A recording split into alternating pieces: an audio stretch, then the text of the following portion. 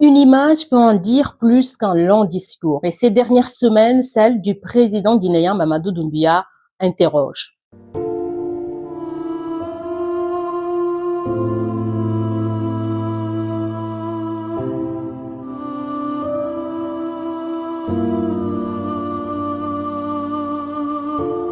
Ce dimanche 19 juillet 2026, le président Mamadou Doumbouya était à Freetown, capitale de la Sierra Leone, pour le 69e sommet ordinaire de la CEDEAO. Un retour dans l'organisation après 4 ans d'absence que le président guinéen a voulu symbolique. Il signe le mur de l'unité à son arrivée au centre des conférences. Dans sa prise de parole, il a dénoncé la politique de sanctions de la CEDEAO dont la Guinée a été victime, qu'il juge d'ailleurs contre-productive. Les sanctions ne sont pas la solution.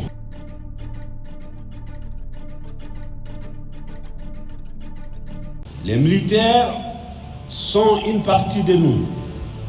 Leur uniforme ne saurait donc constituer leur exclusion de la vie et de la gestion de notre communauté.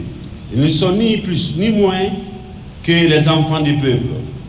Et notre Afrique, dans cette conception, ne constitue pas une exception. Mais ce discours, aussi fort soit-il, ne peut occulter ce que les images montrent.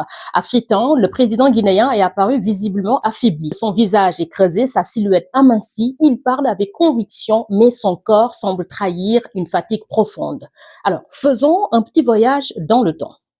Le 13 février 2026, le président Doumbouya arrive à Addis Abeba pour le sommet de l'Union africaine.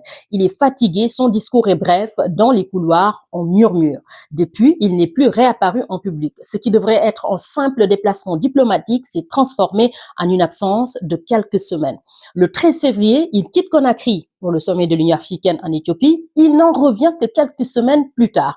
Des rumeurs enflent sur les réseaux sociaux. On parle d'un séjour médical à Singapour, puis en France. Les autorités guinéennes tentent de rassurer. Le 2 mars, son conseiller Thierno Mamadouba affirme qu'il est en bonne santé et promet un retour dans les prochains jours. Mais l'absence se prolonge et le silence du palais présidentiel nourrit les spéculations. Le 6 mars, il rentre enfin à Conakry. La mise en scène de son accueil avec un bain de foule soigneusement orchestré semble vouloir dissiper les doutes. Mais les images, elles, ne mentent pas. Le président semble amaigri. Pour comprendre l'importance de ces interrogations, il faut rappeler qui est Mamadou Doumbouya. Cet ancien sous-officier de la Légion étrangère a renversé Alpha Condé en 2021. Depuis, il incarne son pouvoir militaire autoritaire sans partage. Il a écarté ses adversaires, dissous les principaux partis d'opposition, muselé la presse. À la fin de l'année 2025, il a été élu président avec plus de 86% des voix. Un score qu'il doit autant à sa popularité qu'à l'absence de concurrents crédibles. Mais depuis son investiture, son rapport au pouvoir a changé. Plus de distance, moins d'engagement public, une campagne électorale presque fantôme. Pour certains observateurs,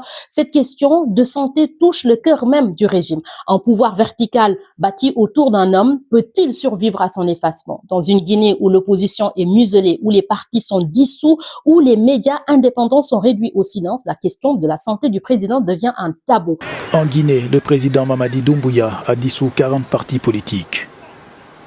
Les 3 principales formations d'opposition sont concernées. Il s'agit de l'UFDG de Cellou Dalein Diallo, de RPG de l'ancien président Alpha Condé, tous deux en exil, ainsi que l'UFR.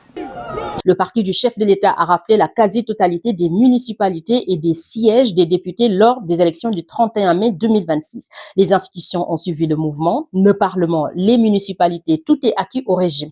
Un pouvoir horizontal, certes, mais un pouvoir sans héritier désigné. L'absence prolongée du président, les rumeurs sur sa santé, ce vide médiatique autour de sa personne ouvrent des questions autrement plus profondes qui, aujourd'hui, incarnent la Guinée de Mamadou Doumbouya. Alors, faut-il voir dans ces images interpellante de Mamadou Doumbouya, le signe d'une fragilité ou le simple reflet d'une fatigue passagère? La réponse est moins médicale que politique. Car dans un régime où tout repose sur un homme, son effacement, même temporaire, devient une question de stabilité.